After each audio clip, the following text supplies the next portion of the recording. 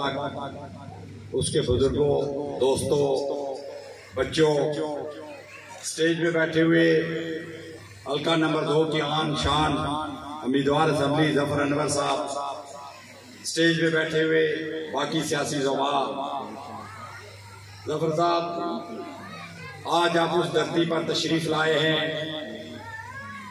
मैं हिस्टोरियन हूँ, हिस्ट्री का तालिब इल्म हूँ, खोज लगाता रहता हूँ किस इलाके के अंदर किन बुजुर्गों ने क्या किरदार अदा किया।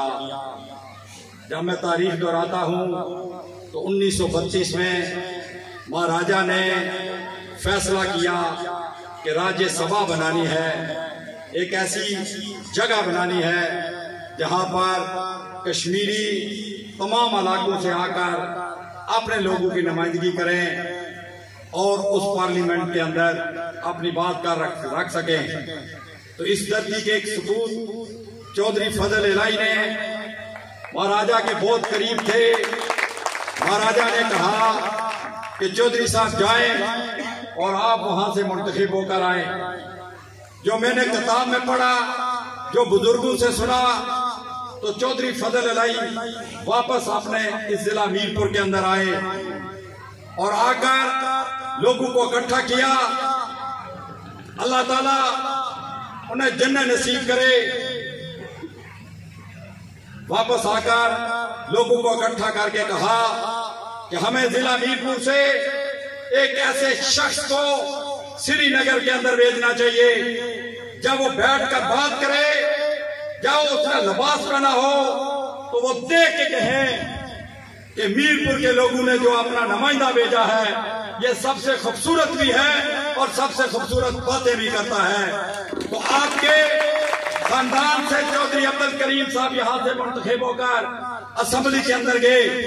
यहीं से महाराजा के खिलाफ बगावत करते हुए चौधरी करमदास साहब ने भी किरदार अदा किया।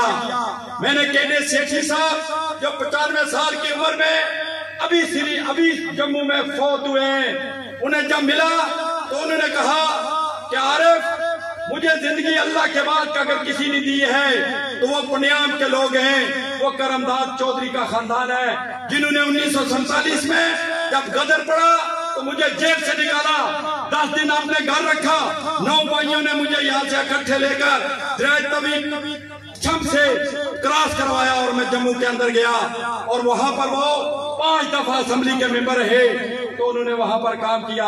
आज आप उस धरती पर तशरीफ लाए हैं जिसे रियासत पंजाब का नाम दिया जाता है, जो दलेरों की धरती है, जो बगावत करने वालों की धरती है, जिसने हमेशा 200 साल से बगावत की है हर उस हुक्मरान के खिलाफ जो इन लोगों को बेवकूफ बनाता रहा, इन लोगों को मसाइल पर इनके दर्द को अपने मकासद के लिए इस्तेमाल करता रहा।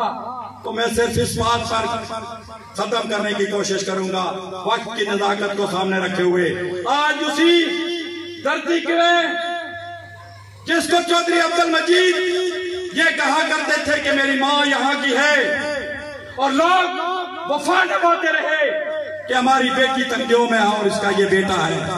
आज मैं उस बेटे से सिर्फ इतना पूछता हूँ, आओ मेरे साथ चक सवारी से निकलो और गाड़ी पूरे पंजाब में घुमाओ।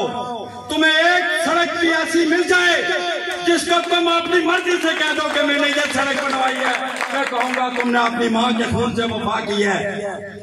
ये जब मंगला डैम बन रहा था, रेजिंग प्रोजेक्ट हो रहा था, क्रेडिट की बात नहीं, मैं और तहरीक के अंदर था, मगर ये जो डाइट बनी है खड़क और पंजाब की, उसके लोग गवाह हैं और चौधरी फजल हुसैन रुपया जिंदा है।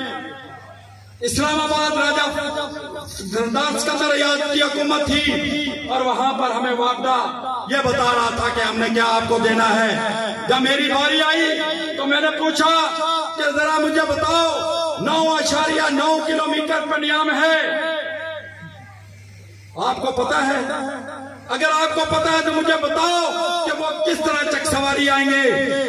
ये खड़क 4 किलोमीटर है, जब पानी दोनों तरफ से क्रॉस कर जाएगा तो ये खड़क के लोग पंजाब मीरपुर कैसे आएंगे?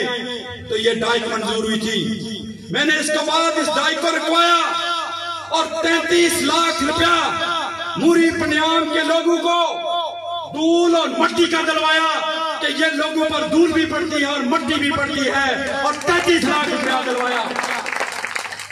मेरे दोस्तों, मैं जहां भी जाता हूं मेरा काम सिर्फ इतना है कि मेरी जो रिसर्च है पूरे हल्के के अंदर हम क्या कर सकते हैं उसी पर बात करता हूं। इसके बाद आपके लीडर, आपके कायद जफर अनवर अपनी इनपुट देते हैं।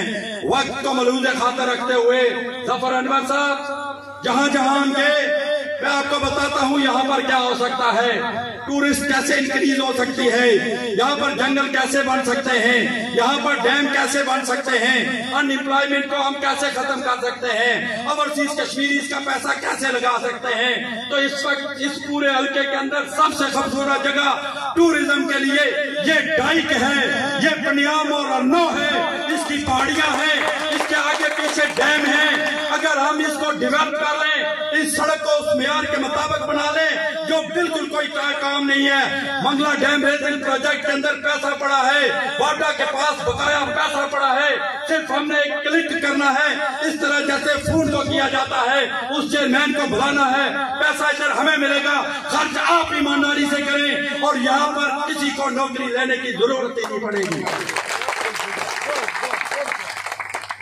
जफर भाई, आप इससे अवेयर हैं कि हमारा सी पैक है, उसने वहां से अहमदाबाद से निकलकर फार्मर कोटा से होकर गुजर खान से होकर मिलना कहाँ है, आकर दान गली मिलना है, फिर आकर ये सामने डिडियाल मिलना है, और यहाँ से आकर खुशकिस्मती से मेरे वतन, मेरे इलाके, मेरी माँ धरती पन्याम मरनो में आकर मिलना है, और यही से बोलने बोथी जाना है, और यही बोथी से आगे हमने जाकर अपना जो इकोनॉमिक जोन है वो नवा बनाना है। तो मेरे मर्जी के मुताबिक, मेरी रिसर्च के मुताबिक, मेरी सोच के मुताबिक अगर ये दोनों पुल जब बन जाएंगे तो सबसे खूबसूरत हब जो बनेगा वो अन्नो और पन्याम की ये पहाड़ी बनेगी, और इसको मलूज़े खाते रखते हुए आपकी जिम्मेदारी बनेगी, मेरी जिम्मेदारी बनेगी कि हमें अगर इतना शऊर है, इतना इदराक है, तो हम आने वाले वक्त में इसको इस तरह इस्तेमाल करें कि ये सिर्फ पन्याम और अन्नो के लोगों के लिए ये फायदा मंद न हो जाए, बल्कि हल्के के तमाम अनएम्प्लॉयमेंट लोगों को हम यहाँ पर लाकर, यहाँ पर नौकरियां दिलवाकर, यहाँ पर फैक्ट्रियों को आगे लेकर जाकर, यहाँ पर टूरिस्ट हट्स बनाकर तमाम लोगों को नौकरियां दे सकते हैं। तो मैं इसी पर इख्तिताम करूंगा। जफर भाई, आज जिस जगह पे आप आए, इनको दिल दुखता था, खड़पैंचू ने एक भाई को दूसरे भाई से लड़ाया, एक घर को दूसरे घर से तोड़ा, नजरियात की बुनियाद पे नहीं, पार्टी की बुनियाद पे नहीं, बल्कि अपने मकासद के लिए। आज मैं उस्मान गनी को, रमजान साहब को, कामरान को, इब्रार को, शाबान को, अलादिता साहब को, अजी बशीर साहब को, चेयरमैन सजावत साहब को, भाई अमीद को, किस किस का नाम तालिब साहब को खराज तहसीन पेश करता हूँ। आपने आज उन बुद्धू को दफन कर दिया है। कोई खड़पैंच, मैं सबको जानता हूँ, इनके इस वक्त के बाबा को भी जानता हूँ। ये राजा अफसर साहब गवाह है कि जब मैंने आजाद कश्मीर की टॉप ब्यूरोक्रेसी को यहाँ डाइक पे रोका, इनके घर आके उन्होंने रोटी खाई और रात 11 बजे किस तरह भाग गए, उसके ये गवाह हैं। मेरी जात नहीं थी, आप लोगों के साथ जो जुल्म हुआ है, आपको जिस तरह से उजाड़ा गया है, जिस तरह आपके हकूक पर सौदा किया गया है, उसके खिलाफ अलम बगावत थी। वो पन्याम की अलम बगावत थी, वो पूरे इलाके की अलम बगावत थी, वो अकेले आरफ की नहीं थी। मेरे दोस्तों, आप जिस यकीन के साथ निकले हैं, जिस जज्बे के साथ निकले हैं, 25 जुलाई को आप वोट दें। 25 जुलाई के बाद अगले 5 साल जफर अनवर इस तरह आपकी हिफाजत करेगा जिस तरह मुर्गी अपने बच्चों की हिफाजत करती है।